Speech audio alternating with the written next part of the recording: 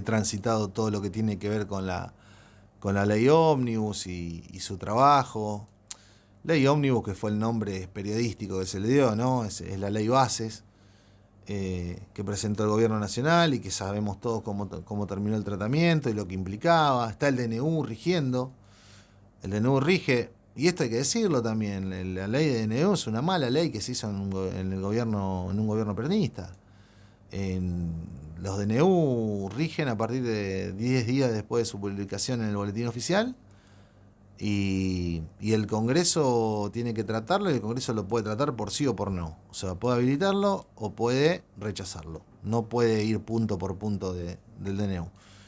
Y para que el Congreso lo trate, tiene que constituirse una comisión bicameral, integrada tanto por senadores como por diputados, repartidas las fuerzas según la cantidad de legisladores que tenga cada una. Claro.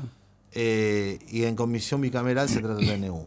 Hoy las autoridades de la Cámara se niegan a constituir la comisión bicameral, por lo tanto el DNU rige. Y en tanto no se constituya la comisión bicameral, el único que puede detener el DNU es la justicia, que de hecho está actuando en determinadas partes del DNU. Claro, con algunos recursos a paro, con algunos... Y hasta ahora, claro, exactamente, con cautelares que se presentan. Claro. Y que la justicia hasta ahora dio la razón a algunas presentaciones, en el caso del capítulo laboral, en el caso del capítulo de ley de tierras, de la derogación de la ley de tierras, y en el caso de la sociedad anónima de los clubes. Eso está frenado por la justicia en el día de hoy. Hay que ver si llegan los temas a la Corte Suprema y cuándo los trata la Corte Suprema de Justicia. Pero hoy está así planteada la cosa en cuanto al DNU, y el DNU es lo que más rige la vida, digamos, de los argentinos. Hoy no hay ley de góndolas, por lo tanto las marcas nacionales o las marcas más chicas pierden competitividad con respecto a las marcas más grandes. No hay ley de abastecimiento. O sea, si hoy un producto no lo querés vender, no hay ninguna ley que te obligue a venderlo. O sea, eso alimenta la especulación, lógicamente. No hay ley de alquileres. Que ojo, yo con la ley de alquileres, mira, soy inquilino. A mí me partió al medio el nuevo libre albedrío, porque lo que siempre supone el mercado es que al haber más oferta de alquileres va a bajar el precio, y no pasó, al contrario. Hay más ofertas de departamentos para alquilar, por lo menos lo que pasa en Buenos Aires, también en Rosario, por lo que leí. Hay más ofertas, pero los precios siguen igual o más caros. O sea, no bajó, el mercado no lo ordenó eso. Por lo tanto, una ley de alquileres se necesita. No era buena la ley de alquileres porque quitó la oferta. Entonces hay que ser más creativo y pensar mejores leyes de alquileres. Pero necesita una ley de alquileres. ¿Por qué? Porque cuando hay situaciones muy dispares en cuanto a los dos interesados en esto, tanto el propietario para alquilar como el inquilino para tener su casa, hay una desigualdad enorme. Pero hay una desigualdad desde lo económico y también desde lo social y desde lo emocional. No es lo mismo estar desesperado por tener un techo donde ir a vivir, que es lo que le pasa al inquilino y necesita alquilar. Tiene una familia, en cualquier situación que esté, solo, en pareja, en familia. Si es en familia es aún más la desesperación, que la necesidad o la urgencia del propietario, que por ahí es el segundo, tercer o cuarto techo que tiene y no tiene la urgencia de entrar en una vivienda. Entonces tiene los tiempos para esperar, tiene los tiempos para buscar el mejor precio, mejor calidad de inquilino. Entonces ahí es donde tiene que intervenir el Estado. De un lado tenés el gobierno, de otro lado tenés la sociedad, o la polis, como se le llama en términos jurídicos y filosóficos, si se quiere. Y después el Estado es lo que articula. O sea, el Estado no es nada sin el gobierno y tampoco es nada sin la sociedad. Por eso tiene que aparecer el Estado en leyes tan importantes como la ley de alquiler. Bases, en el sentido de que mucha gente que, no sé, yo tengo que decir supuestamente, aunque quede medio irónico, estaban a favor, habían estado muy cerca de la campaña de Milei y bueno, y terminaron votando en contra. A ver tu opinión desde el punto de vista político. Se dieron un montón de cosas. Claro. Se dio un trabajo legislativo que que el gobierno no lo hizo bien, ya sea desde las autoridades de la Cámara de Diputados como de los interlocutores que existían con los legisladores y los gobernadores.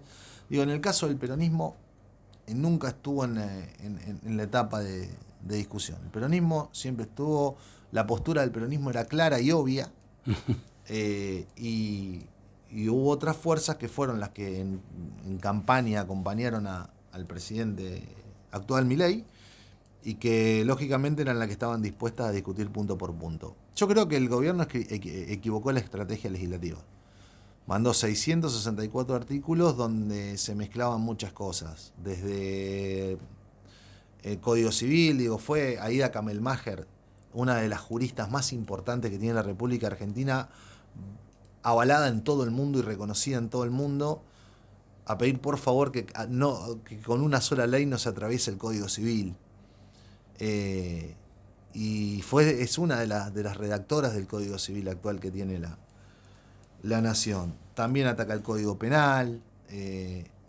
Para que te des una idea, Albert, hay un artículo donde deroga el uso obligatorio de los guardabarros en la bicicleta. Que yo no sabía que eran obligatorios. Repetímelo, porque la verdad que...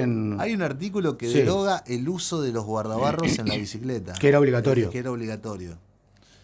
Digo, vos no podés mezclar esa insignificancia que no le cambia la vida, ni se la mejora, ni se la empeora a nadie, hasta lo sumo te cuida, me das la ropa, con cuestiones del Código Civil, del Código Penal, de las privatizaciones de las empresas. En uno de los pedidos primero que le hizo el bloque de Miguel Pichetto, el que preside Miguel Pichetto, que es un bloque muy heterogéneo donde está el socialismo, algunos representantes de la provincia, algunos que se fueron del PRO como Monzó y Mazot, que son las caras que por ahí uno ve más. Uno de las cosas primeras que dijo Pichetto fue: está bien quieren privatizar las empresas, bárbaro, manden ley por ley, empresa por empresa. No es lo mismo Dioxitex, que hace tecnología nuclear y cosas para la salud, insumos para la salud, que YPF, que es una petrolera, o que el Banco Nación, que es un banco. No son lo mismo, no tienen las mismas características. Cada una, y así fue como se hizo en la década del 90 con la presidencia de Menem, cada empresa que se privatizó tuvo su propia ley, su propia característica para discutir empresa por empresa. Acá lo que se hizo fue una lista, y a la lista con fundamentos que tenían 4 renglones. Los fundamentos para privatizar 41 empresas, que era la totalidad que había, tenían 4 renglones de fundamentos. Vos no podés privatizar 41 empresas del Estado con 4 fundamentos. Andá a hacerle eso a Exxon en Estados Unidos, a Amazon, que son todas empresas patrocinadas por el Estado, a querer privatizársela con 4 líneas de 4 fundamentos. Termina exiliado, mínimo. Entonces, ese era un punto muy importante de la ley. Y lo otro que siempre se discutió, la facultad delegada. La verdad que las facultades delegadas, se le llama facultades delegadas cuando el Congreso le delega parte de sus facultades al presidente de la Nación. Eso, digamos, es un instrumento válido, está en la Constitución, puede pasar. Lo que pasa es que tienen un acotamiento en cuanto a la cantidad y a qué facultades, y tiene un acotamiento en el tiempo, sobre todo en el tiempo. Porque la Constitución lo que dice que las facultades delegadas pueden ser por cierto tiempo, y que las medidas que tome el presidente en esas facultades, en ese tiempo de facultades delegadas, no pueden ser permanentes. Yo tengo la facultad de ser el dueño de la radio durante un mes. O sea, si yo como dueño de la radio decido vender ese teléfono durante ese mes, no lo quiero tener, cuando me voy al mes tengo que volver a traer el teléfono. Por ejemplo. Por ejemplo, clarito. Entonces, ahí también hubo una discusión muy fuerte.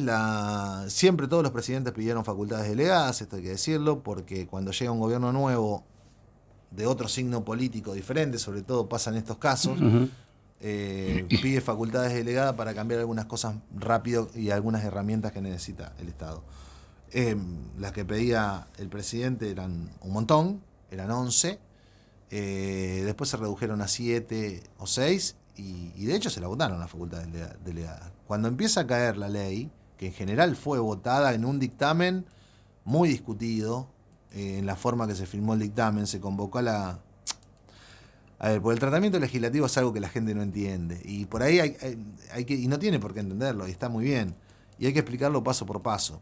Cuando entra un proyecto de ley a la Cámara de Diputados, ese proyecto de ley, el presidente de la Cámara lo transfiere a determinada cantidad de comisiones para su tratamiento según las características del proyecto. Ujú. Las características que tenía el proyecto abarcaba por lo menos a 14 comisiones. Bueno, se giró a 3 nada más. Presupuesto, asuntos constitucionales y legislación general. Como diciendo, bueno, estas 3 que son las más abarcativas, digamos, de todo, pueden poner bajo su paraguas a las otras 12 que no se va a girar. Eso fue un primer punto de conflicto. Sobre todo porque en los bloques, que son más amigables con el gobierno, tenés muchos legisladores con mucha experiencia. Cristian Ritondo, Miguel Pichetto, Emilio Monzó, Margarita Stolbizer.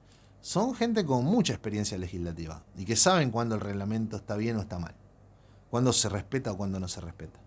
Las comisiones tratan el proyecto, se trataron durante 2-3 semanas, y después se dictamina, o sea, se saca un dictamen. Ya en el dictamen el gobierno sacó un montón de cosas, sacó la reforma electoral, sacó el tema de la cultura, no, se negaron, el tema de la pesca, que lo pedían los gobernadores del sur. El dictamen se fue achurando. En el momento que se firma el dictamen y que se convocan las comisiones para tratar el dictamen, se tenían que firmar, había sobre la mesa el dictamen del oficialismo, el que proponía el oficialismo ya con todos los cambios hechos, más 3 dictámenes más. Uno de Unión por la Patria, que digamos que rechazaba la ley, otro de Margarita Stolbizer y otro de la izquierda. Y uno del socialismo, uno más, de los 2 legisladores socialistas, Mónica Fein y Paulón. Claro, había que firmarlo los dictámenes. Sí. Y hasta ese momento el que recogía más firmas era el de Unión por la Patria, que rechazaba la ley. Porque no se podía convencer a los aliados, con lo cual iba a ser el dictamen de mayoría, y si era el dictamen de mayoría, era el que se trataba en el recinto. Claro. Fue todo un proceso, a las 8:30 de la noche se convocó a las comisiones, y hasta ese horario no estaban las firmas. Entonces, para conseguir la mayoría, 34 firmas de los diputados aliados fueron en disidencia. O sea, se firmó en disidencia. ¿Qué quiere decir en disidencia? Yo te firmo, pero hay cosas con las que no estoy conforme. Claro. Que necesito que las cambien antes de entrar al recinto. Y así fue la ley al recinto. Pasó su trámite en general sin problemas, con un 144-109, y después viene el trámite en particular, donde se vota artículo por artículo. Ya para esa altura la ley tenía de 664, 280 y algo.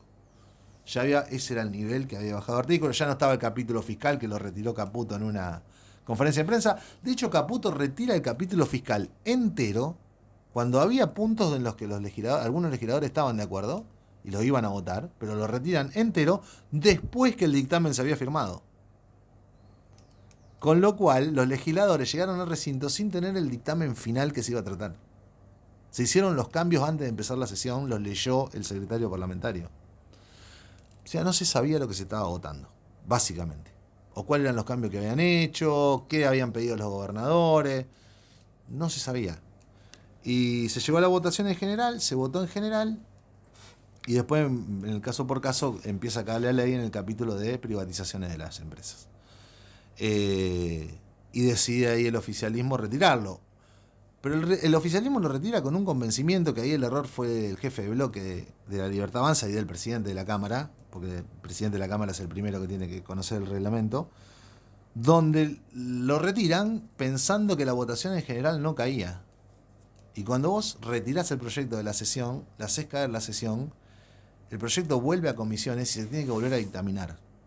Eso es muy difícil, que vuelva. No va a pasar, yo creo que el gobierno no lo va a volver a proponer. Por lo menos lo que ha trascendido, y bueno, y se verá. Yo creo también que había cosas que eran positivas en el proyecto, las menos, qué sé yo, nadie puede estar en contra de la digitalización del sistema público, de la despapelización. Nadie puede estar en contra. Es imposible estar en contra de eso. Y en algunas cosas puede ser que está bien que haya competencia. El tema de las obras sociales, por ejemplo, ese es un gran problema que hay, eso está en el DNU. El tema de las obras sociales es un tema. Ahora, si después el valor de las obras sociales me lo van a resolver OSDE y Swiss Medical sentado en un cuartito. No, sumar es jerárquico. Bueno, así me quedo tranquilo. No, pero Swiss Medical y OSDE arrastran a toda la Arrastran a todo. Arrastran a toda la demás. Entonces, si vos me decís que se va a desregular las obras sociales, que yo creo que está bien, pero después Swiss Medical y OSDE me van a establecer el mercado, y no. También se debería, está bien, desregulización, pero con una legislación que te permita una prepaga, una cuota de prepaga más horizontal, no decidida por las dos grandes marcas. Pero bueno, también sabemos que gran parte. Mirá, la ley Ómnibus sacaba 2 impuestos nada más. Esto es información, esto está en la ley, y sobre eso no voy a hacer ninguna especulación. Pero la ley solamente bajaba 2 impuestos. Los 2 impuestos que bajaba eran a los desarrolladores inmobiliarios. Después que la gente saque su conclusión si hay lobby o no hay lobby. Subía retenciones la ley.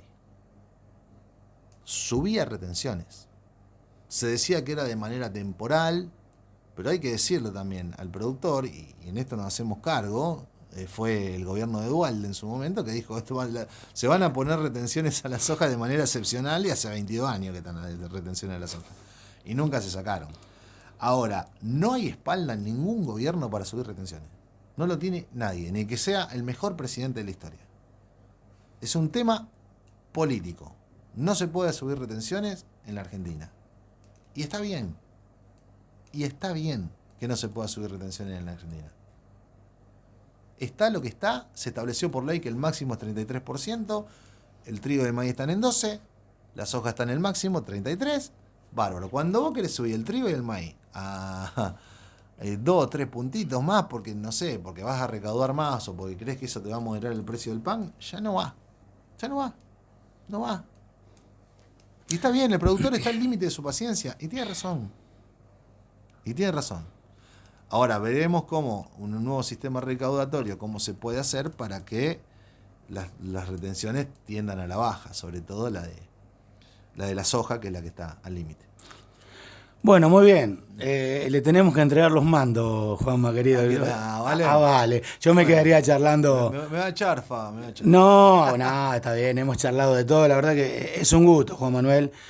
Por supuesto que le queda abierto a que si quedó un tema ya nomás lo charle. No, mira, parece que uno contando, pues yo en realidad lo que hice fue contarte la novela de lo que fue la ley Ómnibus, de qué cosa tenía, qué cosa no tenía. No, pero lo anterior también, porque parece que hay críticas al gobierno, porque uno parece que como es de otra ideología, genera críticas. Y no es la intención. Yo creo que Javier Milei está trabajando con las cosas que dijo que iba a trabajar en la campaña, y está bien. Y yo te digo la verdad, a nosotros lo que nos pasa, sobre todo desde el peronismo de Arequito, si bien vamos a tratar de defender siempre las cosas que le importan a la gente, y por eso hablé de la ley de alquileres en particular, porque muchos chicos de Arequito van a tener que ir a alquilar, algunos irán a la casa de la comuna, pero otras tendrán que sumergirse en la odisea de tener que alquilar para ir a estudiar.